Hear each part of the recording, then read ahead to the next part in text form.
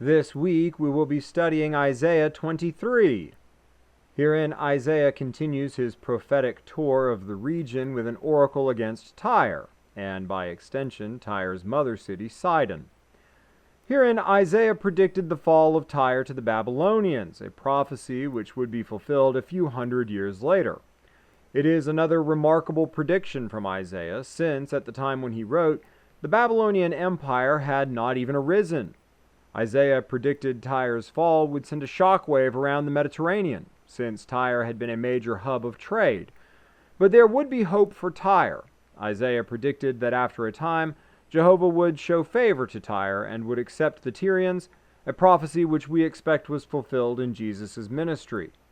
In this passage we contemplate the paradox of Christian living, that God often honors those things which the world dishonors, and vice versa. Your passage for consideration, then, is Isaiah 23, and if you have not read it yet, I recommend that you pause and do so now. A quick review of Tyre. Tyre was north of Israel's territory, on an island just off the coast in the Mediterranean Sea, and the island city was counted as one with Old Tyre on the coast beside it. It was an ancient city built by Phoenicians from Sidon, not far up the coast from there. Technically, Tyre is within the borders that Joshua assigned to the tribe of Asher, see Joshua 19:29, which explicitly lists Tyre. But so far as I can tell, Israel never had control of the city. Unlike most of their neighbors, there's no indicator that Tyre ever went to war with Israel. Tyre was famously defended. Tyre's island city had not only water as a defense, but walls built right up to the sea. And having sea access to smuggle in supplies, Tyre could withstand a siege essentially indefinitely. Tyre was so well defended that in 322 BC, about 400 years after today's passage was written, the city famously withstood a siege by Alexander the Great for 7 months. During that siege, Alexander built a causeway connecting the coastal city to the island, and that causeway has collected sand over the centuries such that the former island of Tyre is now a small peninsula. In Bible times, the Tyrians were not so much famous for their wars as they were for their wares. Their access to the water made them great at trade. In a time before the construction of the Suez Canal, if anyone from Europe wanted to sell to Asia, there's a good chance that they'd be unloading their goods in Tyre's markets. And if Asians or even Africans wanted to reach Europe, they'd be doing business with Tyrians to ship them. One of the reasons that Israel is considered to be one of the most valuable pieces of real estate in the world, for which there is constant struggle to control, is that, in some sense, this is the center of the world, a hub between these 3 ancient continents. And Tyre, having access to the sea, really capitalized on that favorable location.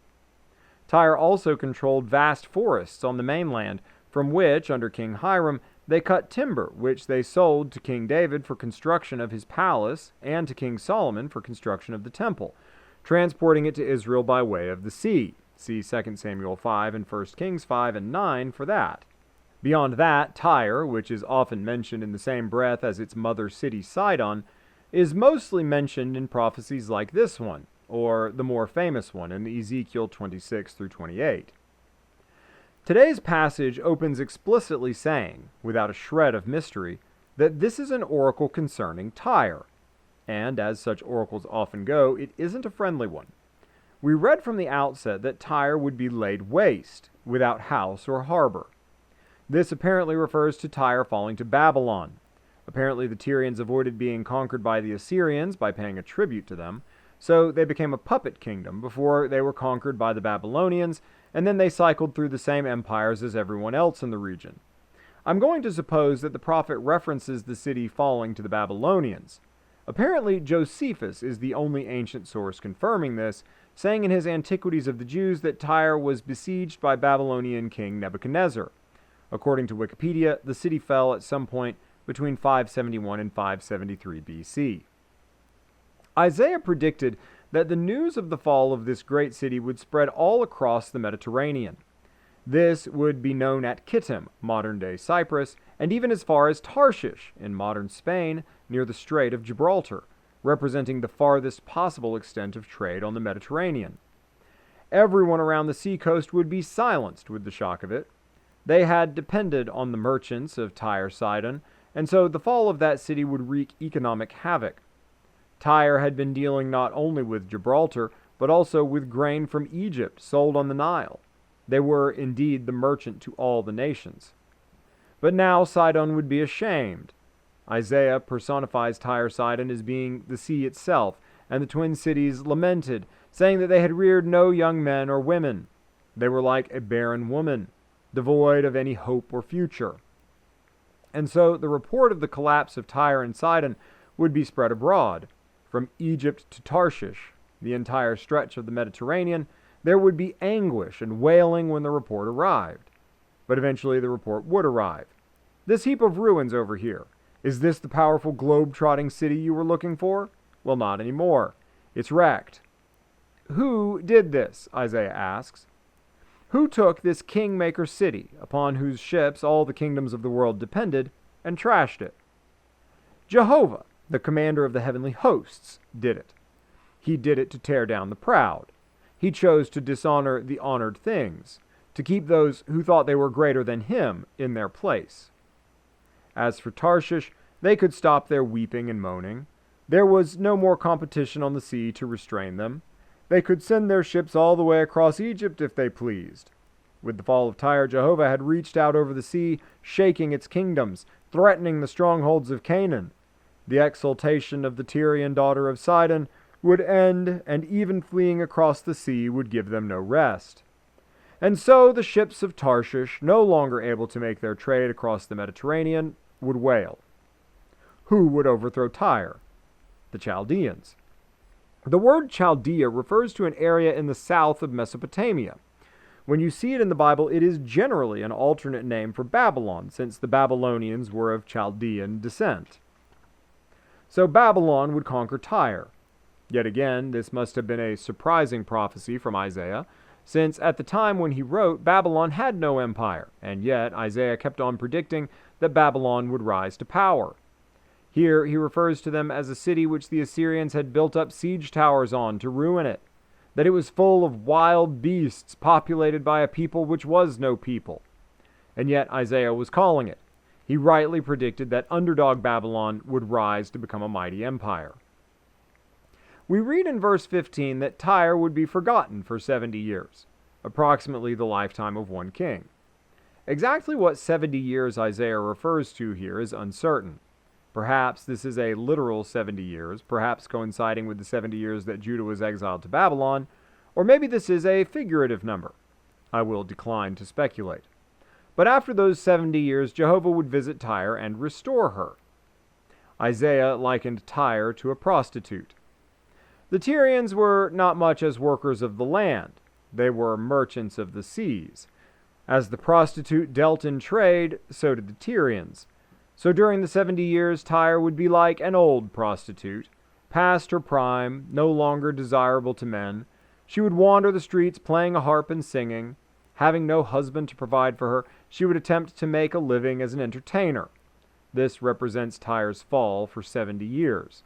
But at the end of the 70 years, Tyre would be rejuvenated and would return to her metaphorical prostitution, dealing in merchandise over the sea. Unlike an actual prostitute, whose wages are not welcome in the house of Jehovah, see Deuteronomy 23:18, the wealth of the Tyrians would be welcomed and would be used to supply those who minister before Jehovah. We note that Jesus himself ministered to the Tyrians, see Matthew 15:21 and Mark 7:31. He also spoke positively of them, in some sense, in Matthew 11:21, in which he said, "Woe to you, Chorazin! Woe to you, Bethsaida!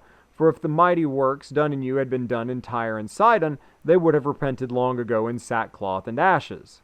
So I suppose that there were some elect in Tyre who were welcomed into the family of God. In application, we contemplate the paradox of Christian life. That which the world honors, God dishonors, and that which the world dishonors, God honors. We know how the world works. In a state of nature, the strong rule over the weak. Wealth flows to the strong, and most men will cower before strength and will bow down to wealth.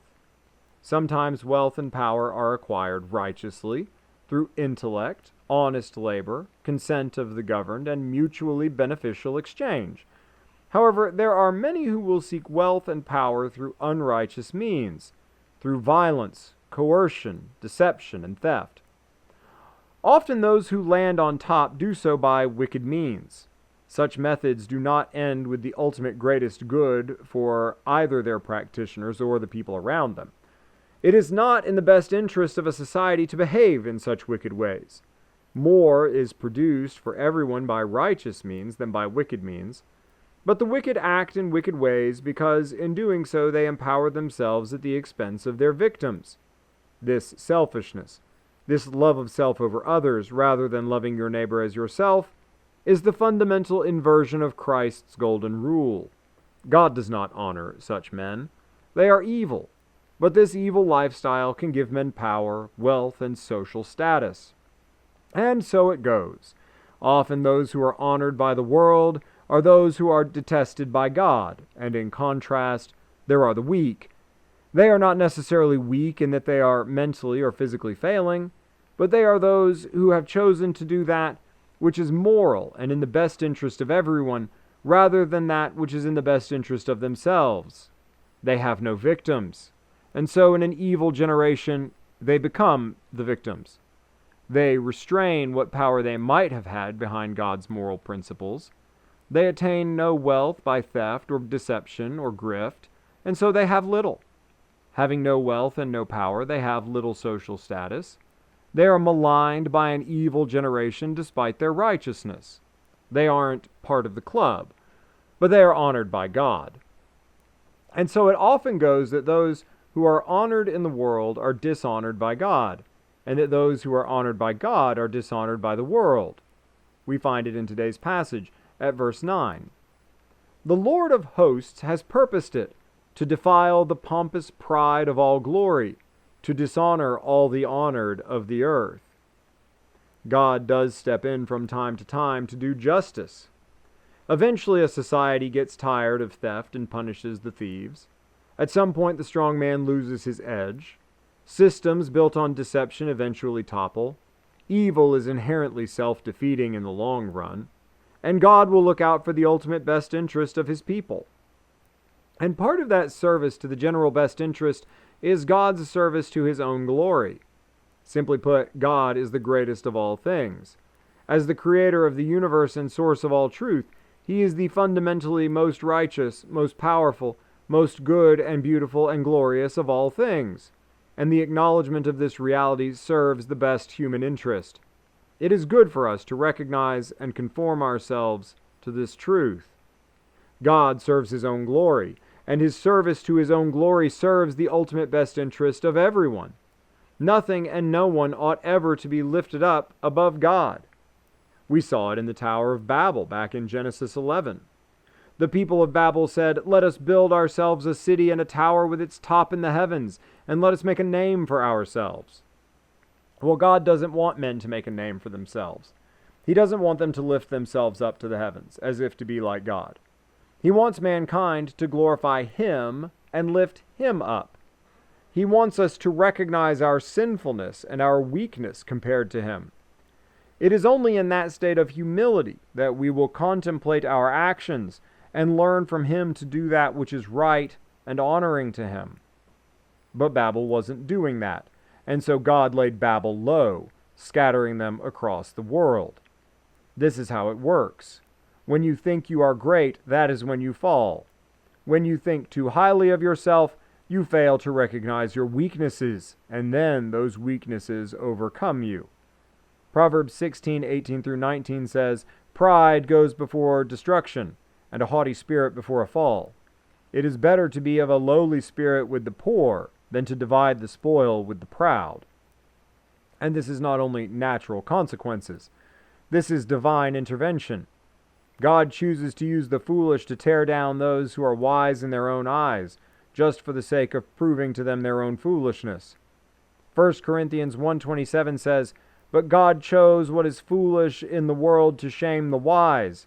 God chose what is weak in the world to shame the strong.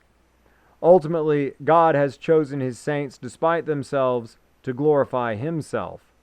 He has chosen penitent sinners to sanctify us and glorify us, to prove his own greatness over those who will stubbornly persist in unbelief and a lifestyle of error for the sake of worldly power. Jesus said it himself in Matthew 19:30. But many who are first will be last, and the last first. This is the paradox of Christian living which Jesus himself exemplified. In his own wicked generation, he served righteousness and truth among a wicked people who had given power and glory to an unrighteous religious and political elite. He was too good for them. He glorified his Father too much for their tastes. They killed him over it. The last is first. The first are last. To conclude, Isaiah 23 records Isaiah's prophecy against Tyre. He prophesied that the city would fall to the Babylonians, despite acknowledging that, at the time when he spoke, Babylon was itself conquered by the Assyrians, and Isaiah was right. Tyre had been a major trade hub, a wealthy and powerful city on the ancient Mediterranean, but they would ultimately fall to Babylon, sending a shockwave across the sea. Isaiah tells us explicitly that Jehovah had purposed to tear down Tyre because of their pompous pride. The Tyrians had lifted themselves up in their wealth and power, thinking themselves to be higher than God. They were wrong. And so they give a lesson to us. God humbles the proud and lifts up the weak. He does this to glorify himself and to ensure that lowly humans stay in our place. This serves the greater general interest of humanity, that no one be above his station. And in this, we find the paradox of Christian life, that often the first are last and the last are first. We are reminded that it is our duty to serve the greater general interest by righteous living, rather than doing wickedness to satisfy ourselves, and maintain the recognition that in doing so we will have no victims, while at times becoming victims ourselves. For those of you who are listening to this message away from your computer and are looking for more like it, you can find us at eastjordan.church.